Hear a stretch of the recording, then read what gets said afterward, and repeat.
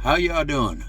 My name's Kevin Johnson. I'm one of the drivers here for Western Transport Logistics. I've been asked to give some tips that I found work for me on winter driving. First off, let me just tell you that just because they work for me doesn't mean that they're going to work for someone else. So to get started, I'd like to talk about the pre-trip.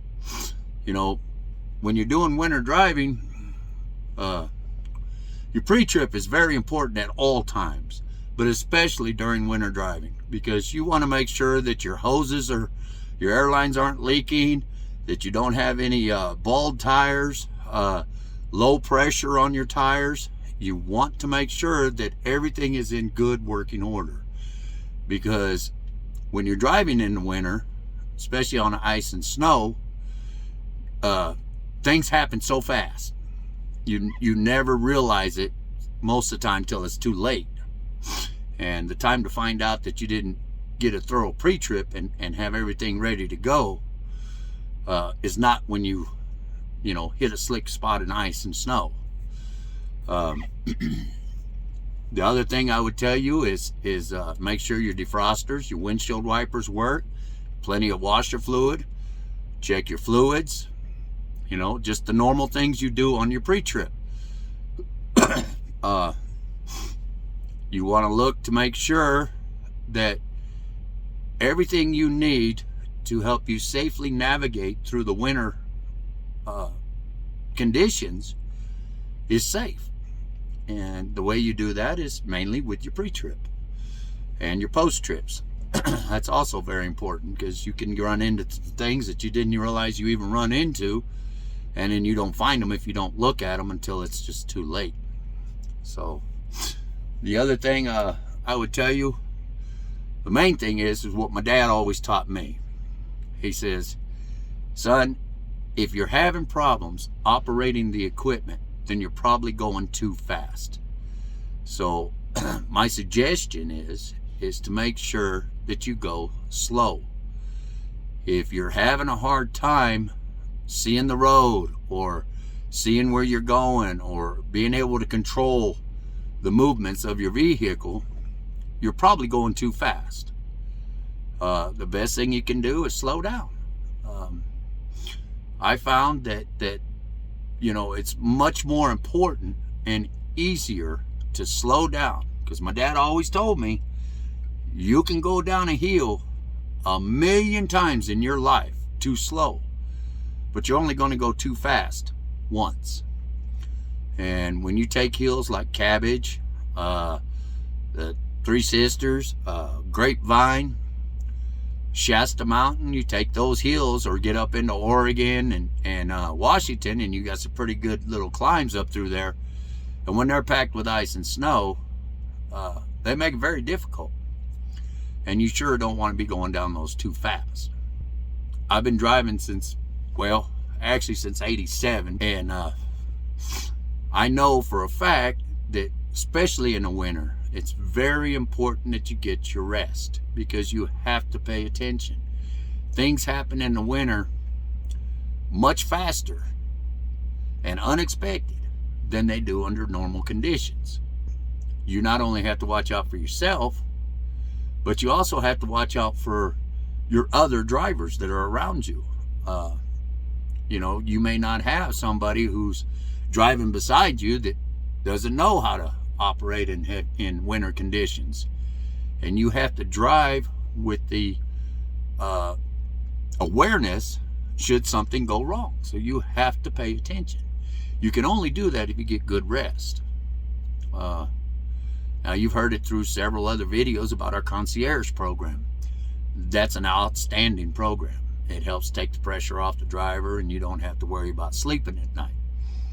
And I think that all the other videos that we've had and the things that we share here on YouTube within the company here is very important, and they all play a part in maintaining a safe and comfortable working environment. I love working here. It's probably one of the safest companies I've ever had to work for. And they don't ever question when a driver doesn't feel safe or comfortable. I've never had an issue with my DM or any of the administration or anything if I felt unsafe. The other things that you can, putting all that aside, more tips, the other things that you can look at is you look for the spray coming off your tires. If you're in 32 degree or below weather and you don't see spray coming off your tires, my suggestion would be to slow down. That's what I do. I slow down. And then I'll look at the cars that are going around me and the other trucks. If I don't see spray coming off their tires, I'm surely going to be slowing down because I'm probably on ice. If the road looks wet and there's no spray coming off my tires and the temperature's right there at 32 or below, then I'm probably on ice. Chains, to me, are used to get me out of a situation. But in the event that you do have to drive with chains on, the most important thing you need to know first is how to install them correctly. And second, they're not meant to be driven at highway speeds. Highway speeds and chains don't match. Things get tore up, brake lines, tires, anything. You can sling a chain and take out a passerby's window. You know, you'd go slow. They're meant to be driven at no faster than, my dad always said, 20, 21 miles an hour at the most. Two reasons you would sling a chain: either going too fast or you didn't put them on properly. And there's plenty of YouTube videos to help show how to put one on or put a set on and what is required.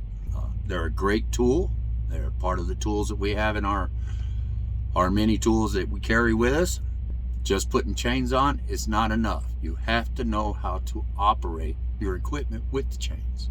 As far as what to look for, you know, in driving school, you're taught to scan your gauges, scan your mirrors every few seconds, along with, you know, keeping an eye up front. Well, I go even further with that, especially in the winter conditions. I keep an eye on my load and my trailer because I want to feel see when that trailer starts to come around. Because if it starts coming around and I don't catch it, it may be too late. I usually can feel it in my seat when my tractor starts to slide. And what happens when your tractor slides, if you slam on the brakes, it's going to continue to slide and the momentum of the trailer is going to push forward. And you wind up in what's called the jackknife. Okay. What's worked for me is instead of hitting the brakes, I stay off the brakes. And if I do apply them, I apply them gently.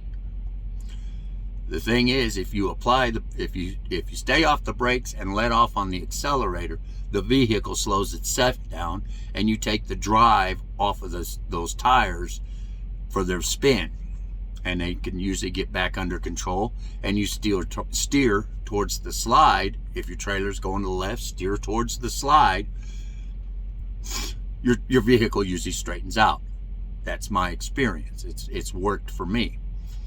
The other thing I can do when I see my trailer starting to come around and I don't feel the tractor sliding is I can gently apply through the trailer valve, gently apply pressure to it to try to get the trailer to straighten up, and easy on the accelerator, try to increase my momentum just a little, enough to get back under the trailer and get it lined back up. The biggest thing you don't want to do is hit your brakes. Not in the winter. You hit your brakes and a lot of things can go bad. I know it's your first instinct, but it's better to just let off the accelerator and let the tractor and the trailer work together to slow themselves down. And the other reason for going slow, obviously. You know, if you've driven a truck in the winter and you notice that the road, you can't always see where the lanes are.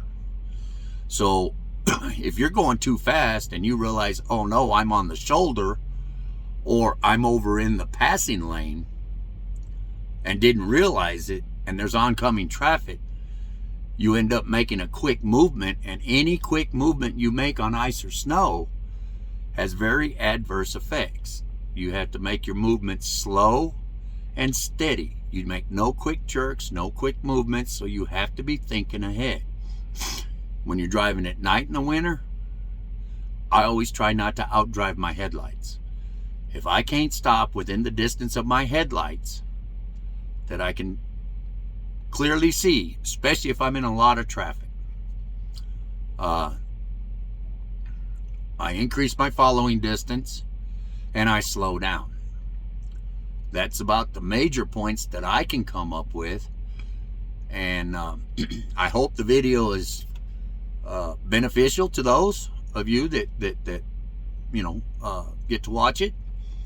I don't consider myself a know-it-all. I don't want to know it all, because when I know it all, then I have to quit. It's time to quit, because I can't be taught anything else. And I use the experience of other drivers, and I hope that other drivers will call me and use my experience if they can use it. I make myself available for that, and I know here at WTL, everybody makes themselves available for each other. It's like one big family, and it's a very safety-oriented company. I'm quite comfortable. I've been here over a year, and I don't plan on going anywhere. I can't think of anything else. If y'all know anything, or if I'm missing something, well, you know, give me a call. Let me know. And maybe we'll see each other out there on the road, and we'll run together, and we'll get through this day and on to the next and make our load safely. Thank you for watching, and see you out on the road.